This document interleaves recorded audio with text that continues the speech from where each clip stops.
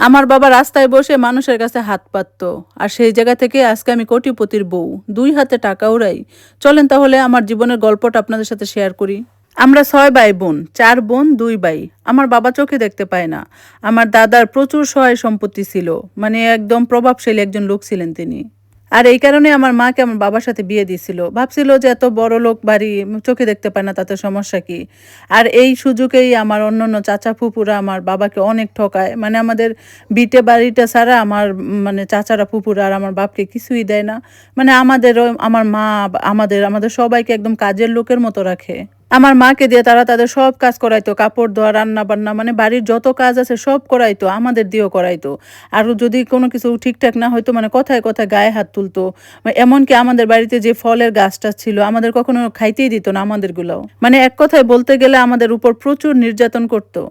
এমনও হয়েছে কুরবানিতে ওরা কুরবানি দিত, আমার মাকে দিয়ে মশলা বাটাইতো, সব কাজ টাজ করাইতো, গরুর মাংস টাংস ধোয়াইতো, সব করাইতো, কিন্তু এক টুকরা মাংস আমাদের দিত না। মানে এইরকম করে আমাদের কষ্ট দিত। তো তারা এমন কেন করতো সেটা আমরা জানি না, হয়তো বা যে আমার বাপের যে ভিটা বাড়ি আছে এটা নেওয়ার জন্য করছে। তো এরকম অত্যাচার সহ্য না করতে পারে একজন আমাদের পরামর্শ দিল যে তোমরা চট্টগ্রাম চলে যাও, ওইখানে গিয়ে কাজ টাজ করে তোমরা খাইতে পারবা, ভালোই থাকবা। তো মানে এমন হইতো যে আমরা যেই বাড়ি থেকে বাহিরে যে কাজ করব সেটাও তারা আমাদের করতে দিত না। কারণ মানে কি যে কি মনে করে করতো জানি না। তারপরে আমরা যে চট্টগ্রাম যাব এটা যদি তারা জানতে পারে তাহলে সেটাও তারা যাইতে দিবে না আমাদের। আর এই কারণে আমরা রাতের অন্ধকারে ঘরের লাইট টাইট অফ করে একদম কুপি বাতি নিয়ে ঘরের মানে পিছনের যে জানলা আছে ওইটা দিয়ে বের হয়ে নানুর বাড়িতে চলে গেলাম। যাইয়া ভোর ৫টা বাজে চট্টগ্রামের যে ট্রেন আছে ওই ট্রেনে করে আমরা চট্টগ্রাম চলে যাই। তো এখানে গিয়ে আমরা হচ্ছে একটা বাসা ভাড়া নেই। তারপর আমার বড় যেই বোন তাকে গার্মেন্টসে কাজ করতে দেওয়া হয়। তারপরে যেই বোন ওই বোনকে একটা বাসা বাড়িতে আর কি কাজ করতে দেওয়া হয়, যে সারাদিন কাজ টাজ করবো ওইরকম একটা বাসা বাড়িতে কাজে দেওয়া হয়। তার ছোট যেই বোন ছিল ওরে বাসায় রাখা হয়, যেহেতু আমার ২টা ভাই ছোট, তার দেখাশোনা করার জন্য। তো আর আমার বাবা হচ্ছে রাস্তায় ভিক্ষা করতো। আর আমার তখন ৭-৮ বছর বয়স ছিল। তো তাই মা যেই বাড়িতে কাজ করতো ওই বাড়িতেই আমাকে নেয় যে টুকটাক কাজ করার জন্য। তো ওই বাড়ির আন্টিটা আবার খুব ভালো ছিল। আন্টিটা বলতেছিল যে, "ভাবি", মানে আমার মাকে বলতেছিল, "ভাবি আপনার মেয়েকে আমি স্কুলে ভর্তি করাই দেই। তো ও কাজের ফাঁকে ফাঁকে যতটুকু পড়াশোনা করতে পারে।" কিন্তু ভাগ্যে তার পড়াশোনা জুটলো না। কারণ ১ বছর পরেই ওই আন্টিরা হচ্ছে চট্টগ্রাম থেকে ঢাকায় চলে যায়। তো আন্টি আবার আমার মাকে অনেক সাধছিল যে, "ওরে দিয়ে দেন আমাদের সাথে, ঢাকায় নিয়ে যাই।" কিন্তু আমার মা দিল না। তারপর আমরা অন্য আরেকটা বাসায় এরকম কাজের ব্যবস্থা করি।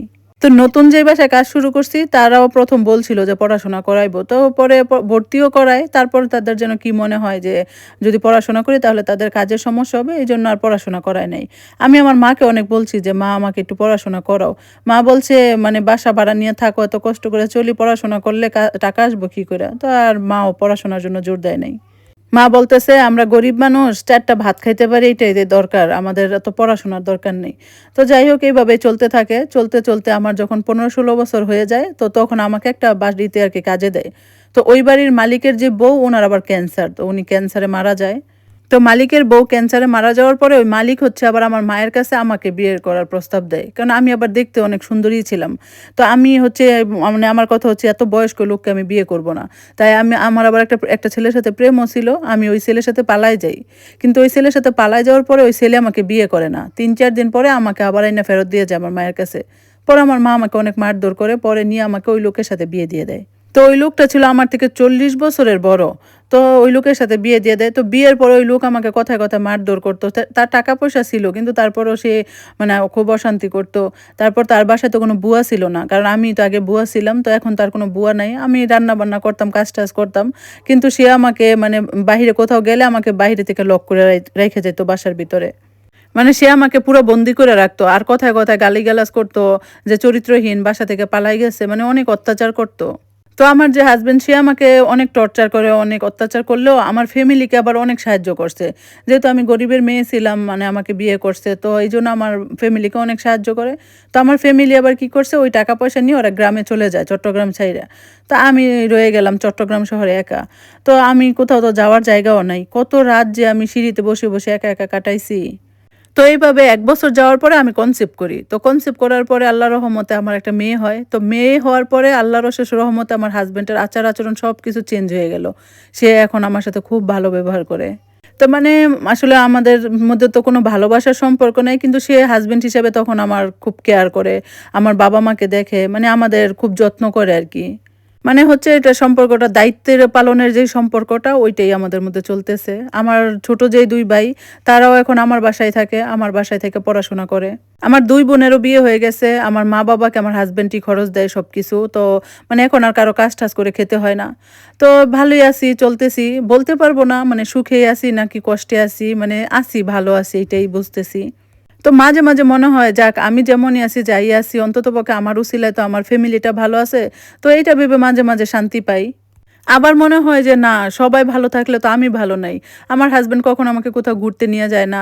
মানে সে তার মতো বাহিরে যায় ঘুরে ফিরে, আমি আমার মেয়েকে নিয়ে আসি।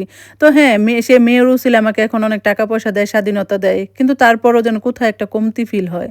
তো যাই হোক, ভালোবাসা থাক বা না থাক, এখন সে আমাকে অনেক টাকা পয়সা দেয়। আমি মেয়েকে নিয়ে যেখানে ইচ্ছে ওইখানে যাইতে পারি, চলি ফিরি। ভালোই আছি আলহামদুলিল্লাহ। যাই হোক, এই হচ্ছে আমার জীবনের গল্প। তো কেমন লাগলো? এটা একটা আপুর জীবনের গল্প। আপনাদের কেমন লাগলো অবশ্যই জানাবেন। তো এরকম সুন্দর, সুন্দর গল্প শুনতে পেজটাতে ফলো দিয়ে পাশে থাকবেন। আজকের মতো আল্লাহ হাফেজ। ইনশাআল্লাহ নতুন দিন, নতুন গল্প নিয়ে হাজির হব। ভালো থাকবেন সবাই।